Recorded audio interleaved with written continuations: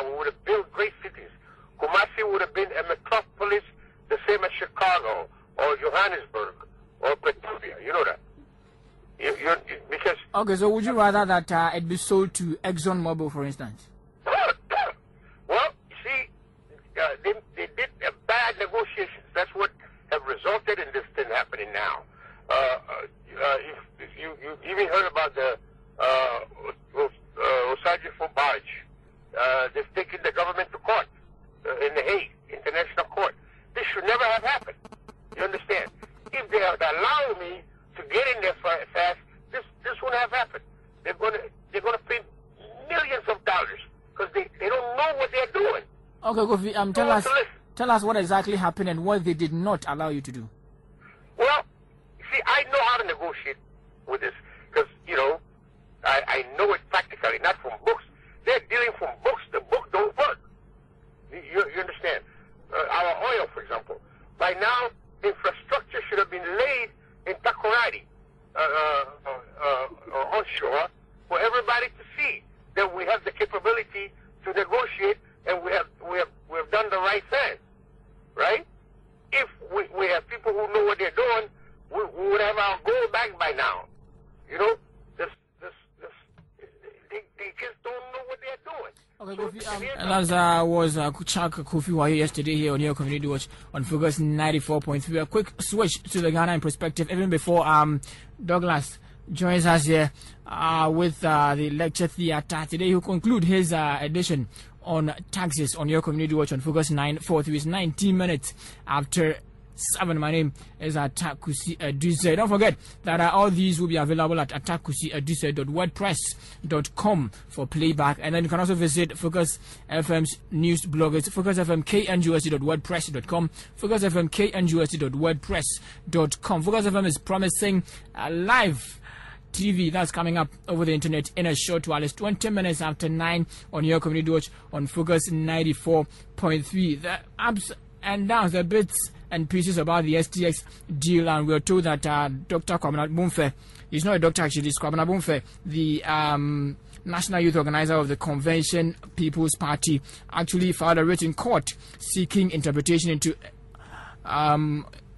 the international transactions or interpretation of the Constitution and international transactions. A debate will continue here on your Community Watch on Focus 943. Meanwhile, government says it has not committed any illegality in the STX deal. Richard Kwasiga has released a statement in the direction of Dr. Kwabena Bumfe, filing a written court in the direction of the STX deal. But David Apinga has joined us up here with a copy of the statement. We'll go through them quickly for us. David.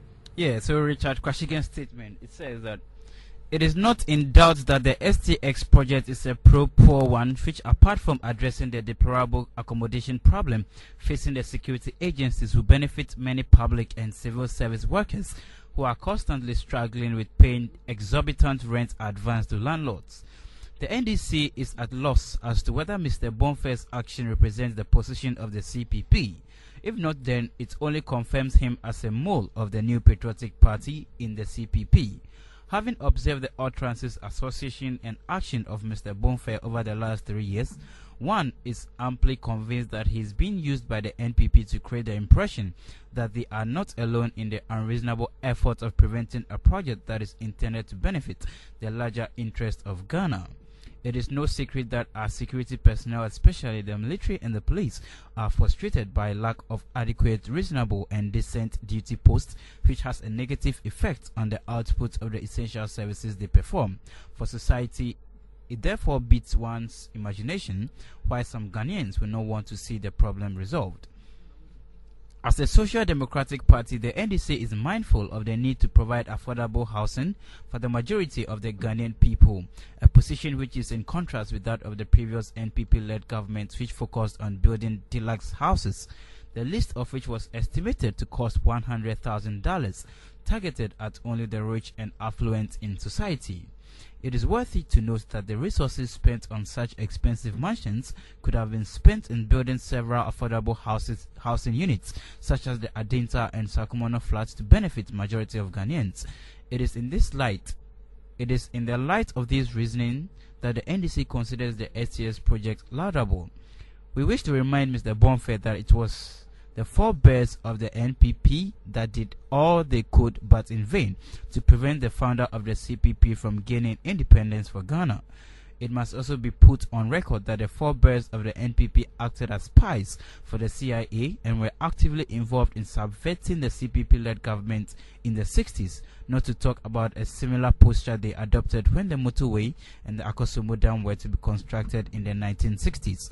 It appears Mr. Bonfair and the NPP is working for are excited seeing hundreds of thousands of Ghanaians being housed in kiosks and containers, and a large number of people in urban areas sleep on pavements, walkways, and on streets. Available statistics show that half of all households in Ghana sleep in one room. The NDC is worried about the accommodation challenge facing the nation and can only wish that it is resolved speedily. It is pertinent to note that the project will in no doubt offer a large number of employment opportunity for skilled and unskilled youth especially.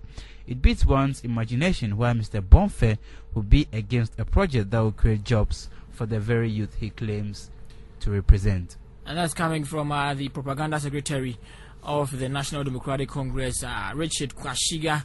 What do you call that, doing his job? What do you think? It's 1406. You type F, leave a space and follow with your message. Meanwhile, Mr. Joseph Yamin, the Ashanti Regional Secretary of the ruling National Democratic Congress, is questioning Mr. Kwabena Bonfair's motives for stalling the passage of the STX housing agreement. Now, okay, Mr. Yamin says Mr. Kwabena Bonfair is only craving for attention, calling on Ghanaians not to take him seriously. Yes, don't mind Kabila. Kabila just wants to be heard, and I think he would use every opportunity to make his voice heard. If not, I don't see why Kabila should come into the picture as at now and say that he would want the Supreme Court to stop the passage of that bill. Is Kabila interested in Ghana reducing the housing deficit, or Kabila wants to still see for himself how Ghanaians are suffering, including himself, to get accommodation? I think Kabila just wants to be heard, and I don't see any reason why Kabila should go to the extent that he went. But he says he wants government to be more accountable, and he believes that for that amount, as relates to the deal, Ghanaians can get more than 30,000 units of houses. Yeah. Yeah, he says Ghanaians can get more than that with that amount. So he's striving for accountability from government on behalf of the people. Why don't you wait after the deal before you account for whatever you are requesting? Because you can only account for monies spent after it's been spent. And now we are even now going in for the money, and Kabila wants accountability of what is coming in. I know Kabila to be championing the cause of such things, because I know Kabila is one of the people that took the Vodafone deal to court. But what has happened to that? I don't hear Kabila still stressing on the government that the Vodafone deal that they took to court, they want a settlement on that issue. But Kabila is now currently on top of issues concerning government, and that's why I earlier on said that Kabila really wants to be heard, and that is so. I don't think Kabila is interested in accountability, because there's nothing hidden. He's going to parliament, and everybody, including members of parliament. Kabila, I know, is a student of law, but there are lawyers in there, there are judges in there, and I think they know better than Kabila, and definitely will point it out if indeed they see something there. Or maybe Kabila is just fronting for some people who wants to be undercover. He also says the deal is shrouded in secrecy. Would you like to give your bit on that? Is it shrouded in secrecy? I don't know what Kabila thinks or find to be shrouded in secrecy. This issue is sent to Parliament and is open to everybody for debate. And so if you are talking about secrecy, then it means that it will not even pass through parliamentary proceedings and be passed. So I don't see where he's coming from, what point he wants to derive at. Community Watch. So that's Joseph Yamin, the Ashanti Regional General Secretary of the National Democratic Congress. He says there are lawyers in there and they know better than Kabila. The Kabila you heard in the